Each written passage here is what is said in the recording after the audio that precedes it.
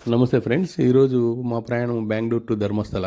ఉదయం 4:30కు బెంగళూరులో బయలుదేరినాము. కొన్ని చోట్ల మెట్రో పనులు జరుగుతూ ఉన్నాయి కాబట్టి సిటీ ట్రాఫిక్ దాటేందుకు కొంచెం సమయం తీసుకునింది.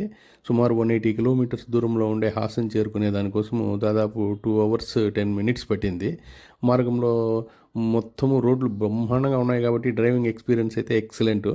ముఖ్యంగా మా మహీంద్రా ఎక్స్ఈవి 9ఎస్లో ప్రయాణము మరీ ఆహ్లాదంగా ఉంది. నిశ్శబ్దమైన డ్రైవ్, సౌకర్యమైన సీట్లు, స్మూత్ పర్ఫార్మెన్స్. ప్రయాణాన్ని అయితే నిజంగా బ్రహ్మాండంగా ఆస్వాదించాము. ఈ హాసన్కు సుమారు 10 కిలోమీటర్ల ముందరే మా ఈవీ వెహికల్కు ఛార్జింగ్ అవసరం కాబట్టి అక్కడ జియోన్ ఛార్జింగ్ స్టేషన్ ఉంది. ఇది 200 కిలోవాట్స్ ఫాస్ట్ ఛార్జింగ్ సదుపాయం ఉండేటటువంటి అద్భుతమైన ఛార్జింగ్ పాయింట్. ఆశ్చర్యంగా కేవలం 20 నిమిషాల్లోనే 50%కి పైగా బ్యాటరీ ఛార్జ్ అయిపోయింది. ఈ charging station sky Boards restaurant ప్రాంగణంలో ఉంది. అక్కడ రెస్టారెంట్ అయితే చాలా శుభ్రంగా పరిశుభ్రంగా నిర్వహిస్తున్నారు. ఫుడ్ కూడా బాగుంది.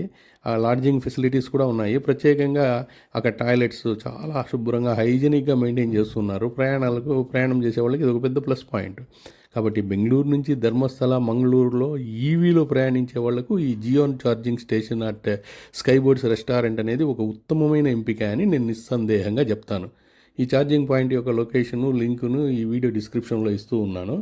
మరి మా ధర్మస్థల యాత్రలోని తదుపరి అనుభవాలతో మళ్ళీ కలుద్దాం. నమస్తే.